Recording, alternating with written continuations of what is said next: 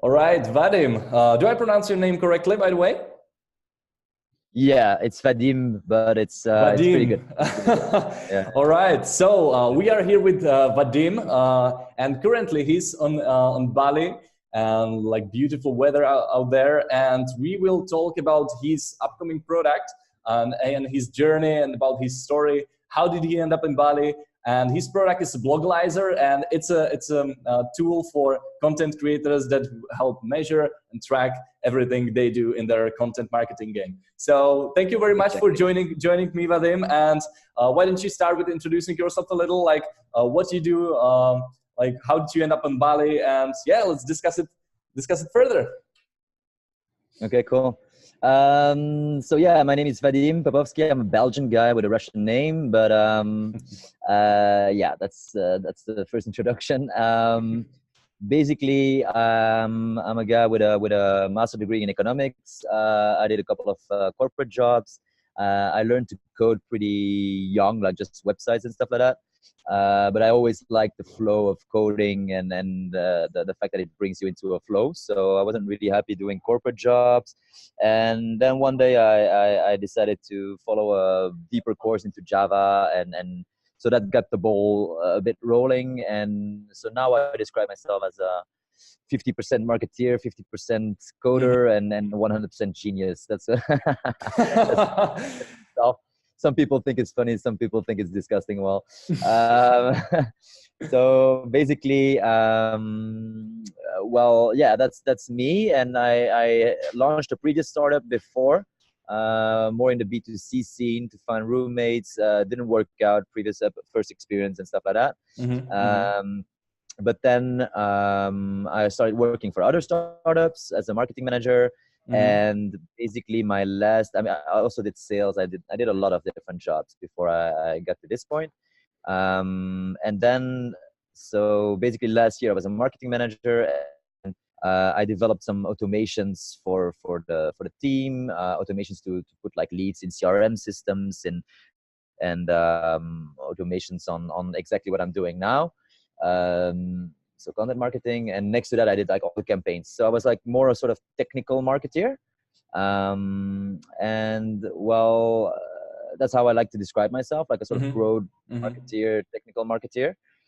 And I had an idea of creating a sort of agency that would help like marketing teams with limited technical skills to basically have some tools, and that was called the marketing pharmacy. So basically I would develop a lot of small tools, and people could enter that pharmacy, that marketing pharmacy, and basically take products off the shelf or come behind the counter for consulting, or also ask if they know the pharmacist well, ask for illegal drugs, because I built like Twitter bots and stuff like that as well. So there was all of these parts.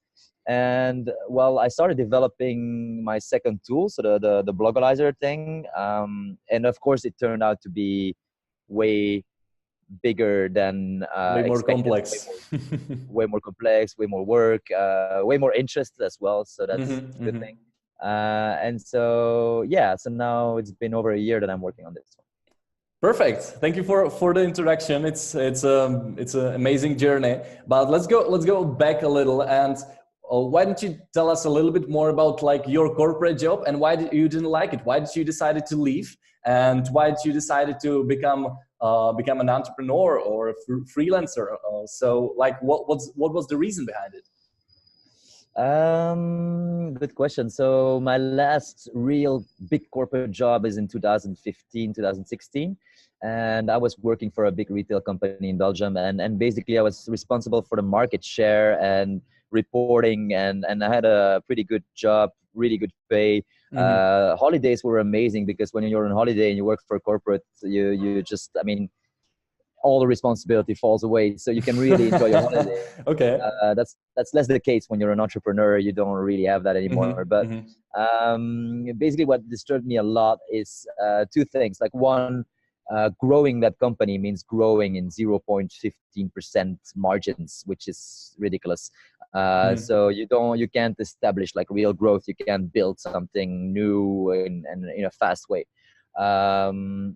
So that was pretty disturbing. I think a lot of corporates started to implement the startup mentality as well, and nowadays you can be like an entrepreneur, but that wasn't the case really where I was working. So that was one thing. And the second thing is like basically I couldn't grow as fast as I wanted, because you need to be like 2 years in your actual job to switch to another one. So kind of frustrating for someone that likes fast pace, that likes change, that likes growth. It was frustrating. Yeah. So the main reason was the pace and the speed of the growth and innovations in corporate that was just way too slow for you as an entrepreneur. Yeah. So yeah, like what was the first step after you decided that you're gonna leave your corporate job? Because it's a big difference, right? Because you're coming to job, you know exactly what to do, you have a boss. But the transition between corporate job and between entrepreneurship and being like on your own, it can be quite difficult. So like, what was the first step, and what was maybe the first challenge what you faced while you were transitioning from your old corporate job to your first startup product? Yeah. Well, I thought about it a lot, and basically I had an idea that was completely different in events and fashion. So it's nothing to do with tech, but I knew that I wanted a part-time job next to it so that I could get some income, first of all, but that I could also like stay a little bit focused, because the startup idea wasn't really worked out yet. So I wanted a part-time job, and basically I had a lot of luck because I was looking at restaurants to work there and stuff like that. But I had a lot of luck that there was like a sort of course in Java in Belgium for 6 months, and you would actually get unemployment money while doing it. So it was a really relaxed thing. It was really low level as well, but it allowed me to basically learn how to code again, or more in depth, and at the same time work on my startup and on the startup ID, let's say. And so basically that startup ID, the event startup ID, failed because I didn't have the experience or the right people around me. I mean, it's kind of difficult to start something in that space without contacts. And so with the coding, of course, you get some ideas when you start coding. And then my first idea of actually building a sort of Tinder for roommates came up. And so after 6 months, I decided to focus completely on that. And well, I also got a sort of incubator who gave us 25,000 seed funding, which allowed us to start. So it's always a case of having enough money, of course. And so basically that transition came from, I incorporated a lot of safety nets in it. So the part-time job, the incubation who gave you money. So there were like safety nets to do it. And you said that this first startup didn't work out. What do you think that was the main reason? Like, was it because that you had way too many safety nets and you didn't go all in, or was there anything else? There's a couple of reasons. There's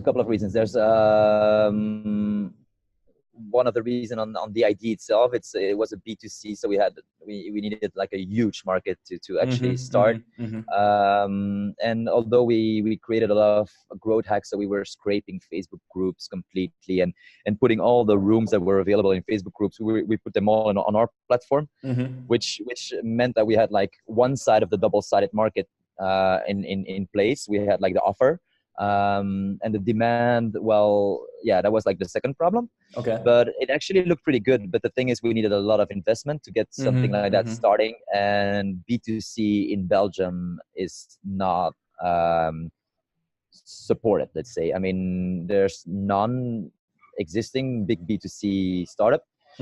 So, and we were a bit young to move to Berlin, and then there was a difficulty with tech developers. So basically, I'm a bit of a coder, but I can't develop a full platform. And my co-founder was a developer, but he had a lot of opportunity cost, because you can get a lot of money starting pretty young as a developer in Belgium. So, well, he had an opportunity cost. He was also in the start of his career, and basically, yeah, he got a lot of good offers to join a big company, and that's what he did. So at that point, I could have continued, but I think I lacked the how do you say, not the responsibility, but I like the freedom or daring, freedom, like the guts, basically the guts to continue with it. Yeah. Okay. And there's another important point. Is like at that point I was really afraid to ask for feedback, and so we met some investors and they broke us down, and then you get that negative feedback and it kind of discourages you. Which is something you have to learn how to react to. Yeah, I have a similar experience when I was pitching my idea to an investor, and like we were working on it for 2 years, and he said that no, it's not gonna work. And it's really difficult to hear something like this from someone who can really like help you if you want to. But if you hear it, it discourages you. Yeah, I totally get what you're saying. And for us, similar as for you, there was a problem with developers, and I'm actually wondering, like, because I'm not a coder as well, I'm not a developer. So do you think like you as a startup founder should be actually more focused on like one aspect, like for example marketing or product or development, or you as a CEO should be able to do like all of it, at least at some level, at some depth? What do you think? Like, it's a better approach, like to find co-founder who's technical and you are the marketer guy, or you can do all things together? It's a really difficult question because I don't have the answer, and then there's like two sides to it. And I mean, one side is what I'm doing now is basically I built a prototype, and people say that it's really lean to work that way. So that's what I did the first year. I built that prototype myself with a lot of learning, with a lot of failing, with a lot of trial and error. But I was really proud that I could like bring a product to the market. So that was cool. And some people say that's the best way to go. On the other side, I'm still stuck and I can't really finish a product because I don't have the architectural skills. So I can code, but need like the experience to know which architecture you're going to use. So I'm still relying on other people, and basically we need to, that's what I'm doing now this year, is to rebuild the entire thing into a web app, which is more solid and everything. So I still need these people, and basically these people right now that work with me, they're on another level, which means that even though I spend a lot of time coding, learning to code, doing workshops and everything like that, I still can't really understand what they're doing, which and also, I mean, if I would like to understand everything that they do, I would need to spend my full time actually reading their code. So that's a bit of a problem there. And so I'm wondering myself, was it really necessary for me to learn how to code to do a startup? I don't think so, because maybe I would have been more focused on developing the idea in Balsamic or just wireframes and do those things instead of starting to develop it. Interesting. Thank you for answer. We have a first question in the chat, and Udit is asking, how did you handle the feedback from the investor, or from the guys who gave you the feedback that discourages you? Like, how did you handle it, and did you continue doing your product? Yeah, so that's basically I quit that first product, which is not something I'm really proud of, because it was called Flat Ninja, and basically my two competitors that started at the same time as I did back then have now raised 17 euro respectively. So it's kind of stupid that I stopped the idea, because we were actually doing a pretty good job, as good as they had. And so basically the feedback was well, we tried to get investment in Tel Aviv, we tried to get investment in Singapore, and they both told us, like, if you don't get investment in your own country, we can't help you. I mean, if you can't even convince people in your own country to give you 250,000, why would we give you more money than that? I understand. Yeah, so, that's interesting. I live in the Czech Republic, which is Central Europe, quite close to Belgium as well. And the mentality here, startup mentality here, isn't like that far, like in a tech country such as Israel, or I don't know, San Francisco, Silicon Valley. People basically, and investors understand more that the growth for example, is more important that you are making a few bucks on the start. And that's something really difficult to explain to all the people here in Central Europe, where still have all the like old thinking about the business. And yeah, that's something that's quite difficult. All right. So you built a few startups. First was a sort of fashion startup. There was a Flat Ninja. Was it called Flat Ninja? And like your current startup, Blogalyzer, what was the journey after all these products you've built? Like, why did you decide to start building this tool? Okay. So basically, I was a marketing manager for a company, and my boss at that point, one of the smartest guys I've ever worked with, and really young back then. He was 23. He actually did the marketing.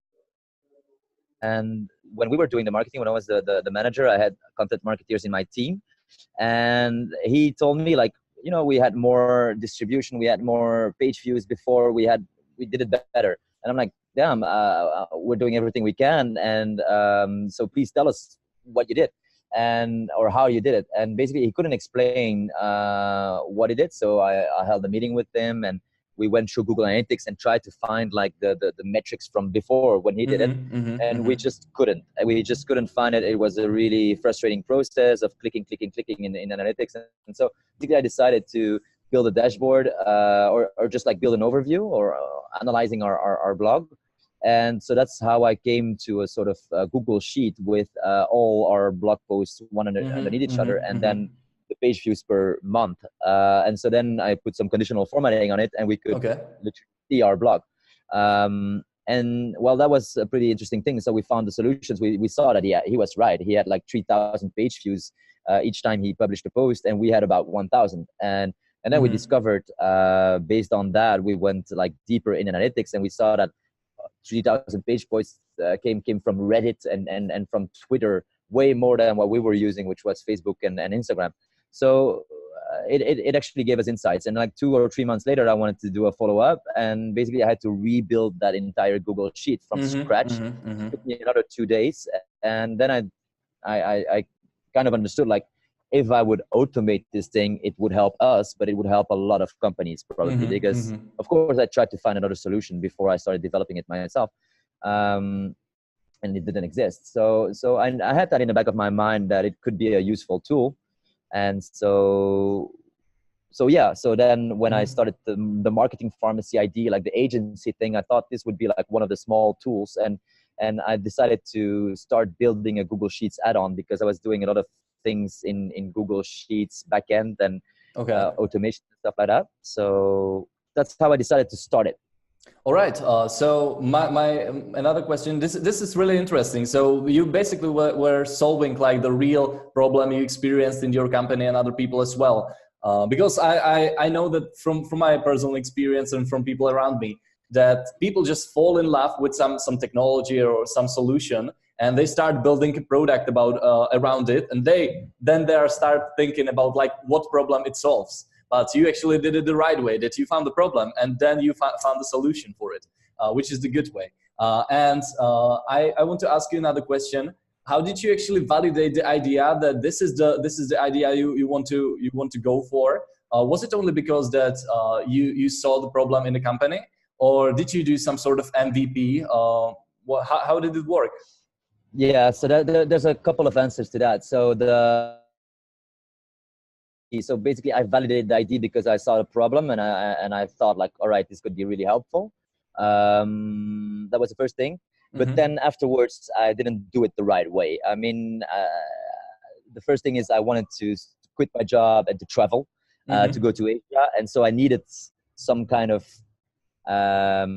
job in the meanwhile, because I didn't just want to travel. I just wanted to experience something else. And so this idea was pretty solid. I could code. I could learn how to code better than I was coding before. It seemed like an interesting project for myself.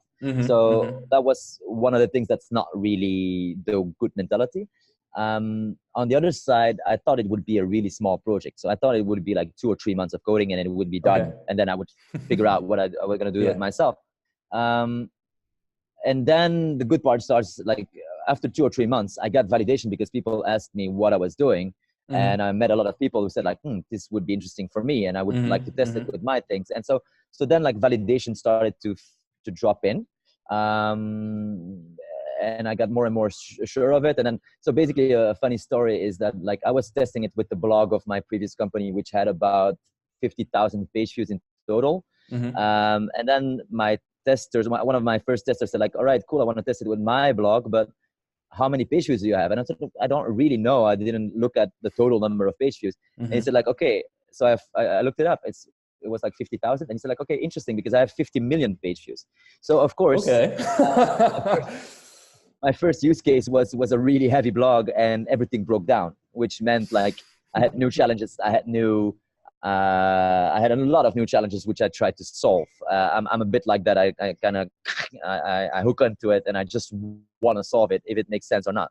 And well, basically when I solved that problem, I could handle basically every blog that existed. So that was good. And well, to continue on the story, like 6 months into it, like 6 months later, I could actually open up my beta my prototype as a Google Sheet add-on. And then I started to put some posts on social media, and I saw that there was a lot of interest. So so that's how I validated the real interest. I tried to do surveys, which was really complicated. So a lot of people say you have to do surveys, you have to like get your validation, but no, I mean like you actually got like the first real customer, and actually a really big customer, 50 million page views, before you started like the posting and getting a beta testers. Yeah, well, it's not a customer though. It's not a customer. It was a tester. Okay. But yeah, and I found that guy through my co-working space. So yeah, there's a really good co-working space in Bali called Dojo, and there's a lot of interesting people who are location independent, who are working on their own companies. So yeah, it's kind of easy to find interesting people that can help you, and yeah. So I found my first tester through my co-working space. That's perfect. So we have another question, because a lot of people here are mostly marketers and business people. So what for you, like as a marketer as well, and a product developer, like what is the best way for people like us marketers to find or to learn how to code, because you learned how to do Java. So what would you recommend? Like any courses, or did you just watch YouTube videos, or how did it work for you? It's an interesting question, because I mean I first learned to code websites when I was around 18. Then I quit completely while I was doing business in university. But I knew how it felt like to code, and I knew that I liked it. That's the first and most important thing. It's like if you need that logic, and you need to love it. You need to love to solve problems. It's a really nice job somehow, because you basically solve problems all the time. So it gives you a lot of endorphin or whatever it is, like that makes you happy. The downside to coding is that it's really lonely, basically. I mean, you work by yourself behind a computer all day. And so I always had like the mix between, like, I like the marketing, I like the going out, I like the sales, and then at the same time I said like, well, the biggest flow I got in my work is when I'm coding, because your brain is completely occupied and you don't think about anything else. So it's a trade-off. And well, at a certain point I just wanted to go back into it, and there's different ways of learning it, but I had the chance of doing a course which actually forced me to do exercises that forced me to come up every day to the classroom and basically show my progress. And it was a bad course, but I mean, you make out of it what you make out of it. So I did it the right way, and I think 90% of the class just didn't do anything. They were but so yeah, it allowed me to get back into it, get paid while doing it. It's a really big chance I got. And then after that I did Le Wagon. I don't know if you know Le Wagon, which is a coding school from France, and basically they're all over the world now. They're in Japan. They're in. I visited their offices in Japan. I visited their office in Bali because they're here as well. They're in the States. They're in Central Europe a lot. And that's a really good course. I mean, it's expensive. As soon as you get out of there, you can find a job at 300 euro a day. Okay.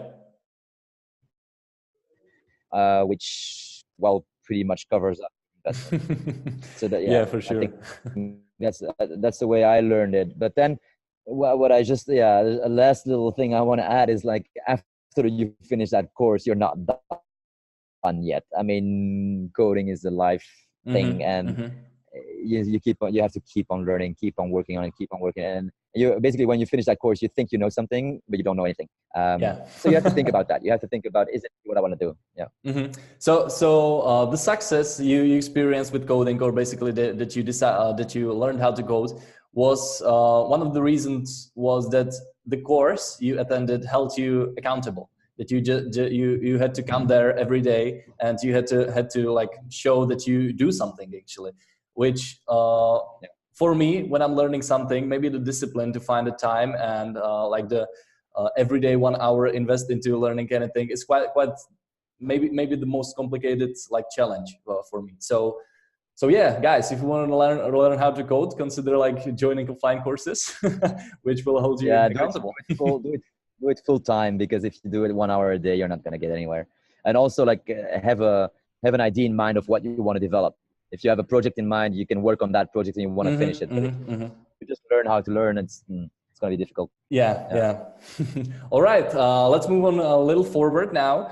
So you said that you were getting like beta testers from social posting. So let's now talk about your marketing side. How did you what road hacks did you use like to get traction into your MVP and to get first users, to get first beta testers? What did you actually do? If you can share it with us. Well, I mean, I did a lot of growth hacks before. In this case of Blogalyzer, I wouldn't call it growth hacks. I think the advantage I have is that people see the value in it. I didn't know that from the start. So that's like the biggest thing I have. Is like so for example, when I posted Blogalyzer in a couple of Facebook groups last week, it takes me like 1 hour of work, if you can call it work, and I got like 150 leads out of that. So I have a lot of, I mean, I have the luck that the product actually talks to people, but at the same time, of course, I don't ask them to pay anything. I'm looking for beta testers, which is like, oh, all right. I mean, there's no involvement, there's no engagement from those testers. So yeah, basically that's what I do. The only thing I did until now to get the beta testers is literally find some Facebook groups, post it in there, and well, since it's free right now, or since it's like beta, it's not that complicated. I can still post in those groups without being kicked out. I talk in a really personal way. I just say like, all right, guys, I mean, I was a marketing manager. I had this problem. Do you recognize it? Do you want to test it with me? Not hard sales. It's not like you need this right now because bam, bam, bam, these are your problems. No, it's more like a sort of question that I do. And yeah, I mean, you iterate a little bit over the value proposition that you do, but I don't measure that right now. I don't think too much about it. When I post, I just literally like boom, and I start writing what I think. And so of course some groups don't work at all. Some groups work like magic. But there's like a lot of groups out there, and as long as you bring some value to those groups, I think that works. Perfect. So you haven't spent like any dollar on advertising it. It's all free promotion. Yeah. Although so now with this free, I mean, I have enough beta testers right now, so I've got 500 more or less. Nice. And yeah, so that worked pretty well. And now the big issue will be how to onboard all of these companies. Because I want to collect their feedback. I want to have that. But I was planning on running ads. Why? Because of course, posting in Facebook groups is not sustainable. I can do it now because I offer something free. But I won't. I mean, if I just post something that's for sale in a group like that, I think I will be kicked out. So right now, I actually prepared everything to do the Facebook ads. Okay. And there's two reasons for that. One is because I want to show investors and potential co-founders, which I'm looking for, by the way, that we have more than 500. 500 doesn't say anything. And also I can't prove anything. I say like, all right, I spend only like maybe 2 full-time days on finding those 500 people, but nobody will actually believe that because I don't really show any conversion metrics. So the Facebook ads that I want to run now is, one, to build the list, but second and most importantly is to actually show a sort of CAC, like a customer acquisition cost, for myself and for third parties around. So that's why I'm going to run ads now. Okay. Why did you choose Facebook for your advertising? Why you didn't choose, for example, LinkedIn organic posting? Because as far as I know, LinkedIn is really into like boosting organic posting. It's like Facebook back in 2013 when you posted something and massive amounts of people saw it because they weren't penalizing the reach like they are doing right now. So why do you think like Facebook ads are a way to go for you, and why do you think your audience is active on Facebook, and why do you think you will reach them there? So LinkedIn, the groups don't work. The organic posting on my timeline, since I had like that many different jobs, I have people from all industries in my network, and it doesn't interest them that much. So I did that before, but it's more like to tell my network what I'm doing, and I got some interesting feedbacks, but not testers, not much anyway. The ads on LinkedIn are more expensive than Facebook. They are, yeah. And well, so back to Facebook. Well, I'm lucky that I'm selling my product, or that I'm building a product for marketeers, right? So a lot of marketeers are on Facebook. Perfect. And yeah, that's the answer. All right. Can we like I will summarize a little bit about what you said so far, so you can have a drink. So Vadim comes from corporate background, but when he decided that he doesn't want to do it, and he founded a few startup, and his latest startup is Blogalyzer, which helps content creators and bloggers and marketeers to like skyrocket their content marketing game, and that's actually what we want to talk about right now. So Vadim, tell us a little bit more about like what exactly your product does, and why like it's important for bloggers to use it. Yeah. So my product basically, well, it gives you an overview of your blog. It gives you an historical overview of your blog, and the only tool that exists to do that is Google Analytics right now. So Google Analytics, the issue with that is they show data in one column, and what we want to see is the growth of your blog, right? So you can see a sort of graph in analytics for one article. But if you want to see these graphs for one article all underneath each other, it's not possible. So, sorry, that's Slack. Those are leads coming in. Yay. Thanks. And thank you, Kumar, Ritesh.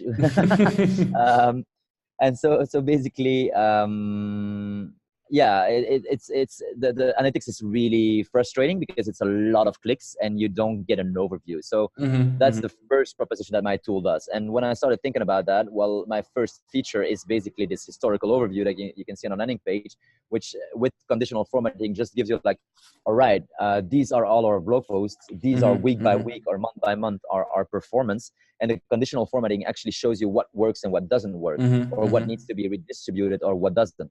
And then the second feature that I added is when you click on one of these cells. So let's say blog post number 1 for February 2019.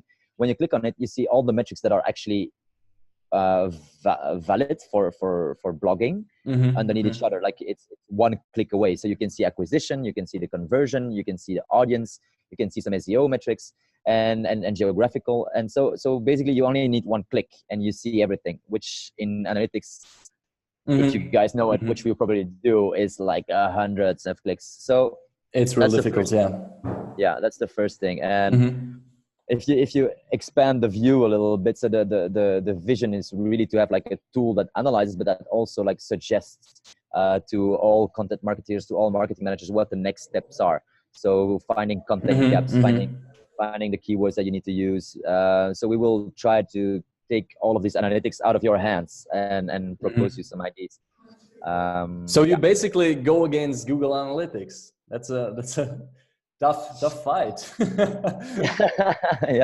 Yeah. I mean, Google Analytics is just not made for blogs. So I mean, just having a list of your pages and then having this advanced, you only filter out the blogs, that already takes like 10 clicks before you're there. So it's not adapted for blogs. And I mean, I'm not going against analytics. I'm trying to be an extension of it right now. Okay. And then after that, I try to make it easy for people. So basically, it's easy and fast visual metrics, which you can probably try to find in Google Analytics and have some kind of results, but it's going to be costly in terms of time, and some things won't be even possible.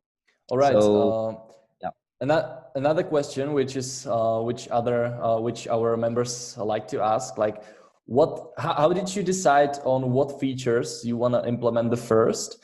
And second part is how you will decide on what features you will implement the next.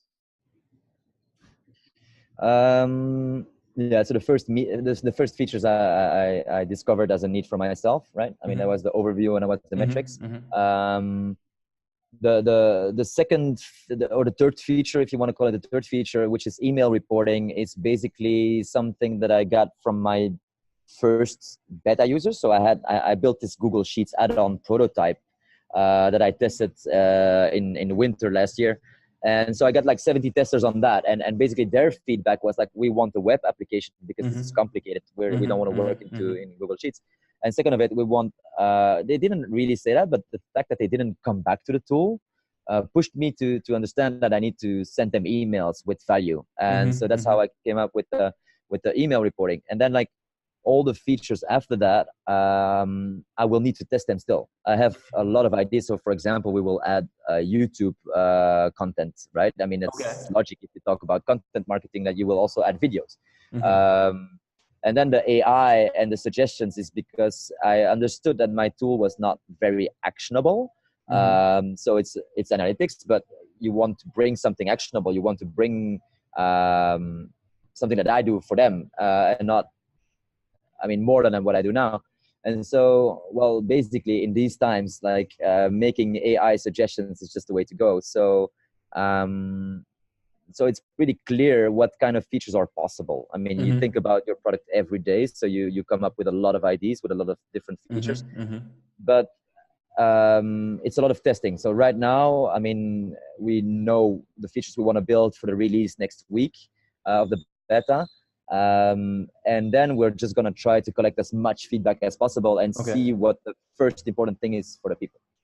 And what is your go to market strategy that you want to release it to the world? Do you want to go on product hunt, or how did you do it? How do you do it?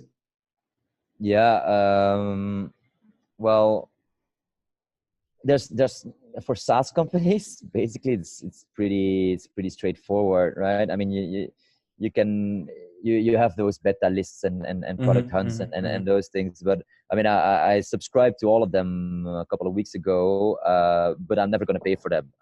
It's ridiculous. I mean, if you have to pay for them, for all of them, you spend like $1,000 or euro or whatever.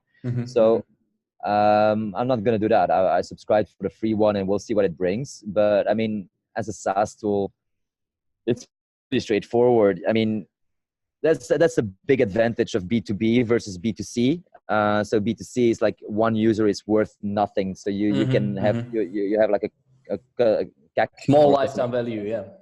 Yeah. The advantage of a tool like mine is like there is some kind of value. It's not a huge value. I mean, my pricing will be around 30 euros a month, but it's still some value. So you know how much you can spend, and basically the only way forward is ads.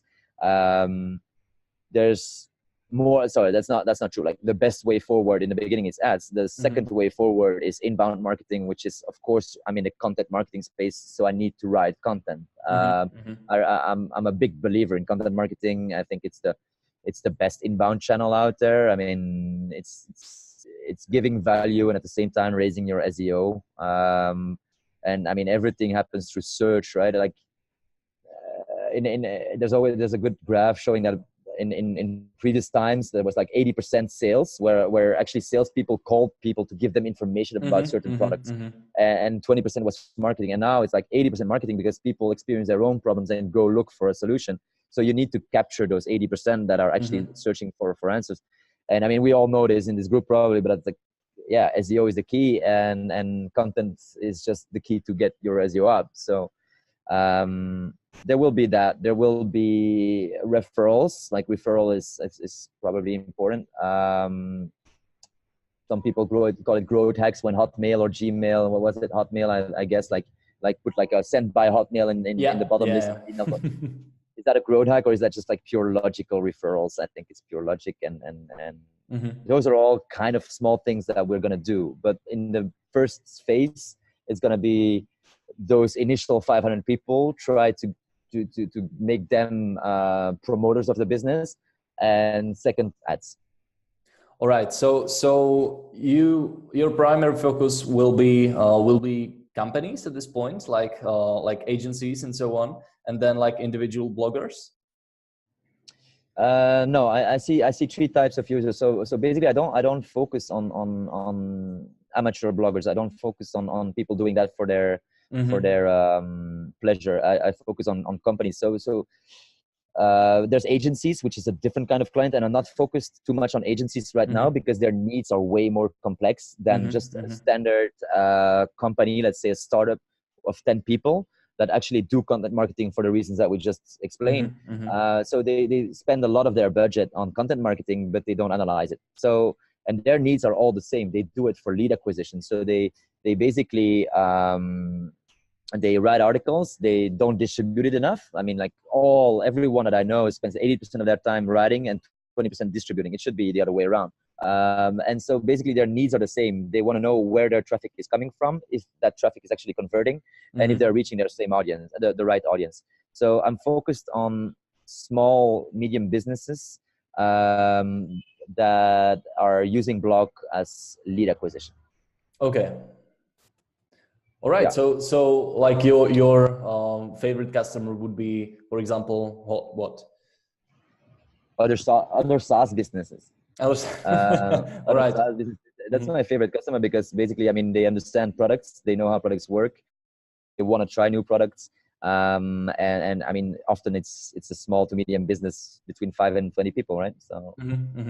All right. Before we jump to your 90-second pitch, let's talk a little bit further about your team and how do you approach building your team and developing.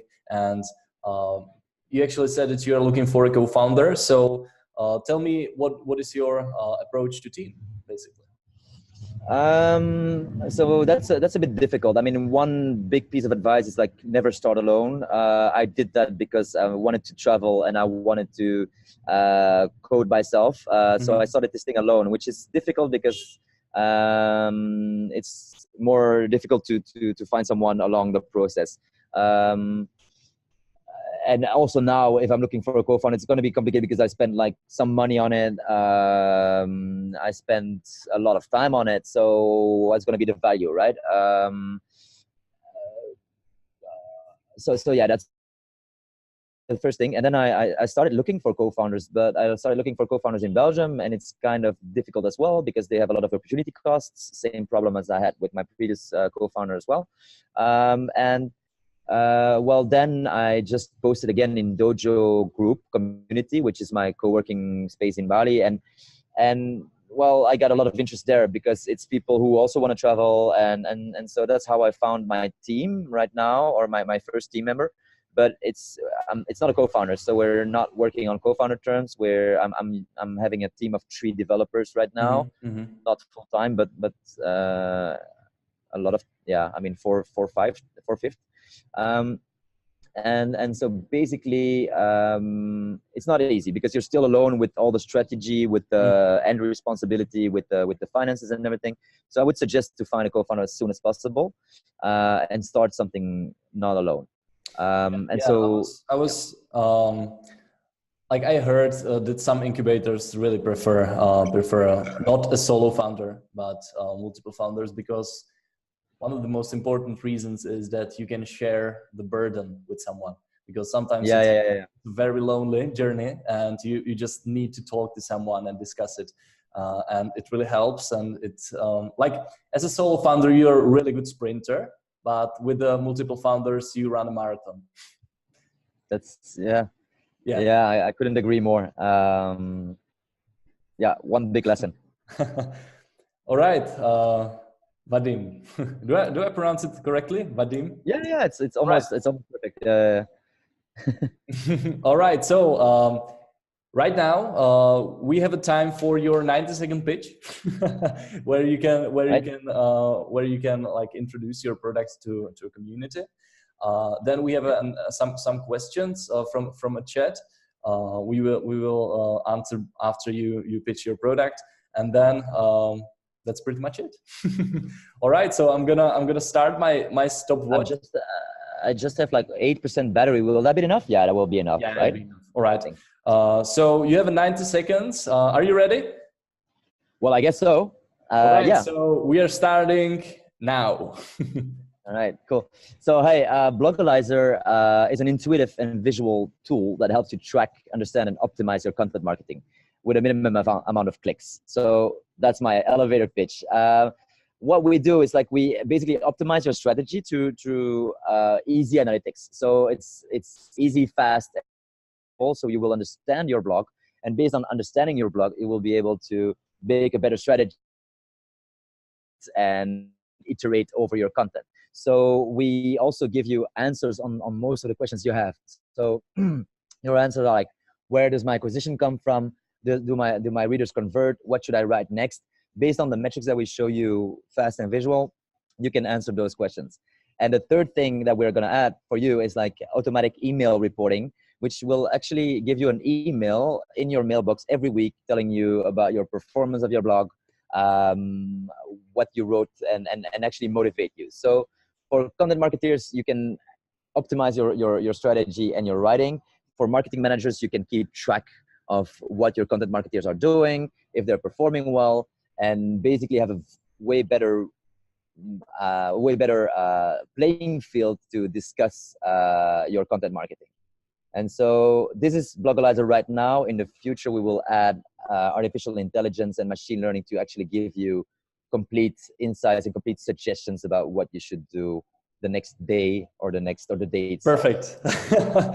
We are at 100 seconds. You stretched a little by 10 seconds, but I believe you said pretty much everything. So thank you very much. It was very good.